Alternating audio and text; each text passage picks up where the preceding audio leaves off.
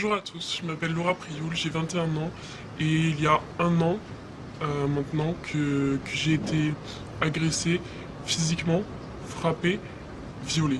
Ça fait un an que je me cache des médias, un an que je me cache de tout le monde, mais que tout le monde parle de moi. Je n'ai jamais parlé parce que je ne voulais pas faire le buzz, parce que j'avais peur, parce que je ne veux pas entendre parler de moi comme ça, parce que je me sens vraiment sali par cette histoire.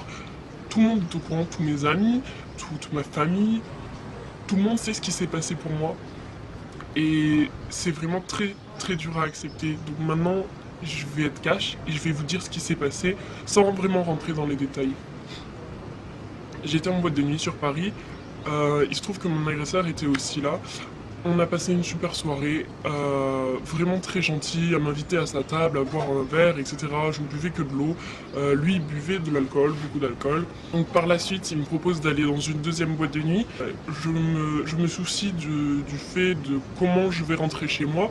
Il me dit qu'il a des chauffeurs privés, qu'il me fera ramener, etc. Donc très bien. On part pour cette deuxième boîte de nuit. Au final, une voiture se gare à côté de nous, des paroles sont échangées en arabe, je n'y comprends strictement rien du tout. Je demande à mon agresseur ce qui se passe et il m'explique qu'on va finir en fait la soirée dans un hôtel, dans l'hôtel de son ami, parce que la boîte de nuit n'est pas très bien. Soit. Étant déjà dans le taxi, envie de continuer à m'amuser avec cette personne, envie de découvrir vraiment qui c'est, etc. J'accepte le fait d'aller dans cet hôtel. Donc on arrive à l'hôtel, nous sommes 4 personnes, une fille, un homme, mon agresseur et moi. Donc dans cet hôtel, nous continuons à faire la fête, à s'amuser, à rigoler, à regarder des vidéos. On a dû quitter la chambre d'hôtel en fait parce qu'on faisait du bruit et il nous a dit oui, dans ma chambre d'hôtel on peut y aller, on peut faire du bruit, j'ai tout l'étage, personne nous entendra, alors on peut continuer là-bas.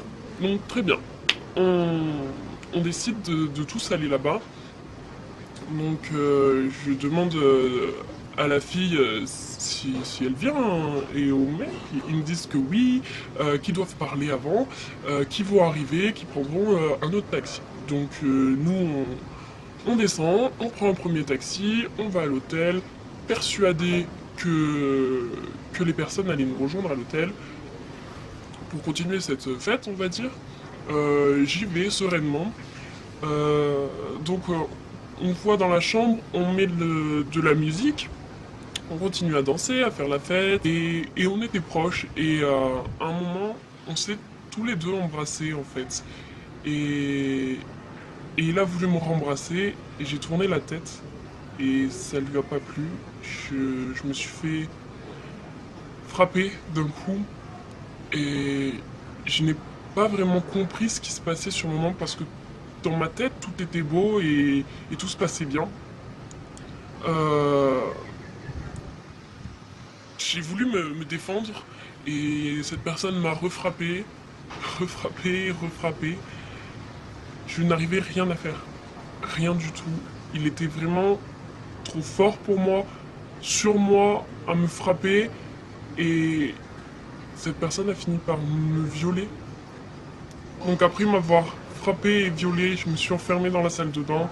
Il fallait que je retourne dans la chambre parce qu'il y avait mon téléphone, je devais prévenir quelqu'un, je devais appeler quelqu'un, il me fallait de l'aide, je ne pouvais rien faire et je suis rentré dans la chambre. Il se trouve qu'il était normal. Il me demandait mais pourquoi tu pleures, pourquoi tu t'es blessé, qu'est-ce que tu as fait, est-ce que tu veux de la glace. Il a appelé pour qu'on m'emmène de la glace. Vraiment très bizarre. Une autre personne complètement. Et du coup, je prenais mes affaires doucement, j'essayais de me rhabiller doucement pour pas réveiller la bête en lui, on peut dire. Et, et après avoir pris mes affaires, je lui ai regardé dans les yeux et je lui ai dit mais tu es un monstre parce que je devais le dire et c'était vraiment très bizarre comme action, on peut dire. Et après lui avoir dit que c'était un monstre, il m'a poussé violemment sur le lit et a arraché mon vêtement, qui était vraiment tout arraché. J'étais vraiment sans t-shirt. Il a essayé de me revioler en me touchant, euh, étant couché sur moi, sauf que j'ai saisi sa gorge pour, pour le stopper en fait. Je l'ai étranglé et, et il en a fait de même, il m'a étranglé aussi, mais il serrait tellement fort que je n'arrivais vraiment plus à respirer. Et honnêtement, je vais vous dire, j'ai eu vraiment très peur pour ma vie, j'ai eu vraiment peur de finir comme ça parce que je ne pouvais plus respirer. Je voyais noir, des étoiles, je venais de recevoir je ne sais combien de coups et je venais de me faire violer. Je me suis dit que c'était fini pour moi. Sauf que j'ai réussi à basculer mon agresseur du lit en l'étranglant et en le poussant. Et j'ai réussi à m'enfuir de la chambre en courant. Il y a une personne qui m'a aidé dehors. Après, je me suis enfermé avec une femme de ménage dans une chambre qui m'a aidé. Les secours sont venus, la direction de l'hôtel est venue me donner des vêtements, la police est venue. Lui était enfermé dans la chambre, ils l'ont embarqué au poste de police, on m'a embarqué au poste de police, on nous a embarqué au même dans deux voitures séparées pour pas qu'on se recroise, etc. Arrivé au poste de police, j'ai porté plainte, on va dire, mais ce n'était même pas réfléchi de ma part. Au poste de police, on m'a dit, bah voilà, qu'est-ce qui se passe? J'ai tout dit et j'ai pas eu le temps de réfléchir, de savoir si je voulais porter plainte, si je voulais pas porter plainte, ce que je voulais faire, ce que je voulais pas faire. J'ai pas eu le temps de tout ça. Donc, donc après avoir porté plainte, j'ai été emmené à l'hôpital pour soigner mes blessures, pour me faire des tests ADN, faire des tests alcoolémie, faire des tests pour la cocaïne, faire toutes sortes de tests. J'y suis allé le jour même, j'y suis retourné le lendemain. J'ai eu un médicament à prendre pendant un mois qui me détruisait l'estomac vraiment pour pas avoir de maladie, etc. Parce que oui, cette personne ne s'est pas protégée, bien évidemment. Euh, quand j'étais chez moi, je me pliais de douleur tellement ce cachet me faisait mal et c'était dur. Je n'arrivais pas à le dire à ma mère parce que c'est trop dur de dire quelque chose de tel à sa mère. Ma mère qui a toujours voulu me protéger, qui a toujours voulu me mettre en garde, qui a toujours été là pour moi. Le fait de lui dire, maman, j'ai été frappée, j'ai été violée, c'est juste pas possible pour moi. Je lui ai jamais dit ce qui s'était vraiment passé. Elle a lu toutes mes plaintes, elle sait vraiment tout ce qui se passe dans tous les détails, mais de moi-même, j'y arrive pas. C'est comme ça, c'est trop dur. Donc, quelques jours après être rentré chez moi, un blogueur a partagé mon nom dans les médias. Et là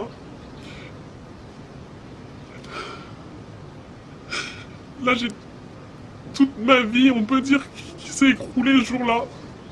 Parce que on a commencé à m'insulter. On a commencé à me traiter de tous les noms. On a commencé à me menacer de mort. On a commencé à me menacer de tout ce que vous voulez.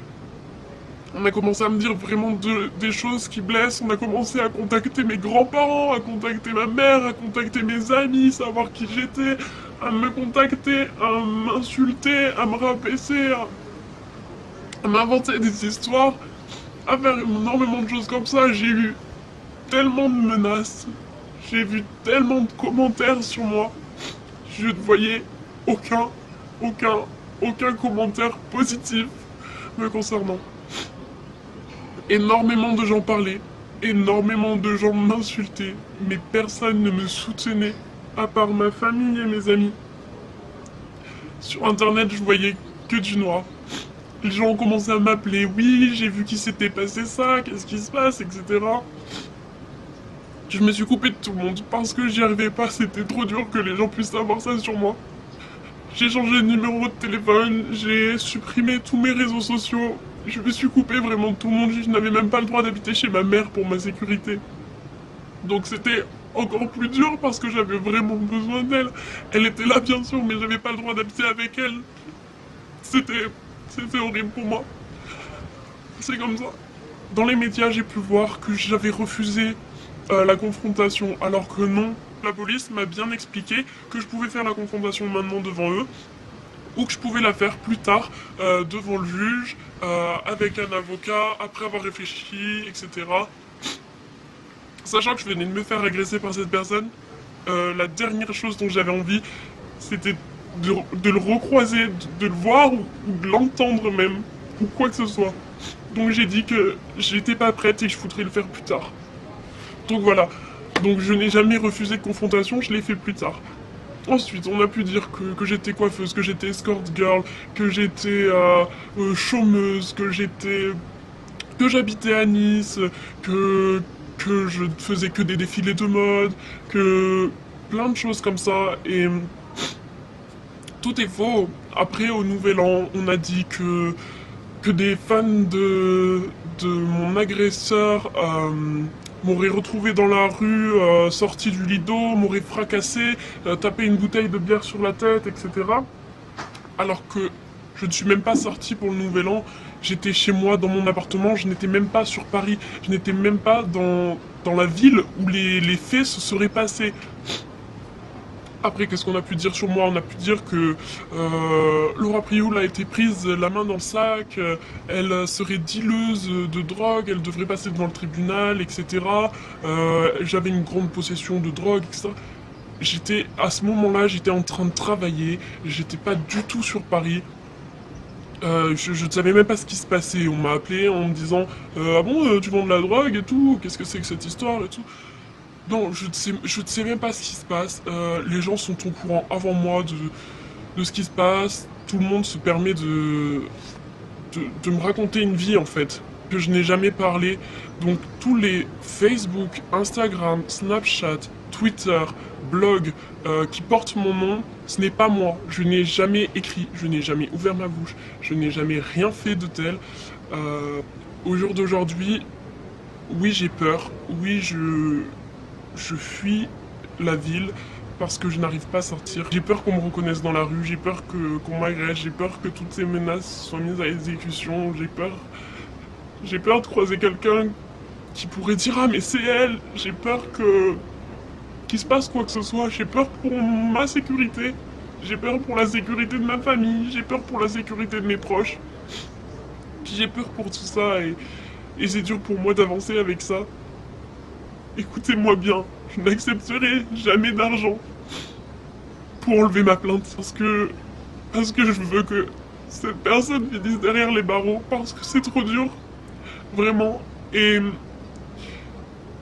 j'ai pu savoir dans les médias que je n'étais pas la seule victime de cette personne, de cet agresseur. Je sais qu'il y a d'autres filles qui ont été victimes de cette personne. Des médias en parlent, etc. Et j'essaye de me battre pour moi, mais j'essaye de me battre aussi pour ces autres personnes. Mais c'est dur, sachez-le, et j'ai besoin de soutien, et je suis là aussi pour soutenir ces autres victimes. S'il vous plaît, sortez du silence et allez porter plainte ou je ne sais pas, mais aidez-moi, j'ai besoin d'aide, je suis toute seule contre cette personne. Les filles qui ont été victimes de quoi que ce soit, manifestez-vous, que ce soit par écrit, que ce soit en m'envoyant quelque chose, des preuves, des messages, en allant porter plainte, ce que vous voulez. Mais j'ai besoin qu'on m'aide pour mettre cette personne en prison. Sachez que je n'ai pas eu de chance parce que mon nom a été cité par un blogueur dans la presse. Parce que j'étais avec une connaissance de ce blogueur dans la soirée. Donc de suite, ça a fait un scandale autour de mon nom. Mais en France, vous êtes vraiment protégés. Personne ne pourra connaître votre identité si vous portez plainte. Même votre famille peut ne pas être au courant du fait que vous ayez porté plainte pour telle ou telle raison. Rien ne sera médiatisé, vous n'aurez pas de menaces, vous n'aurez pas de journaux sur le dos, vous n'aurez pas tout ça, vous serez vraiment protégé. J'ai juste besoin de vous, j'ai besoin qu'on se réunisse tous ensemble et qu'on le mette derrière les barreaux parce qu'il le mérite. C'est tout. C'est tout ce que j'avais à dire. L'adresse que je vais vous écrire, c'est la mienne. C'est la seule sur laquelle vous devez écrire.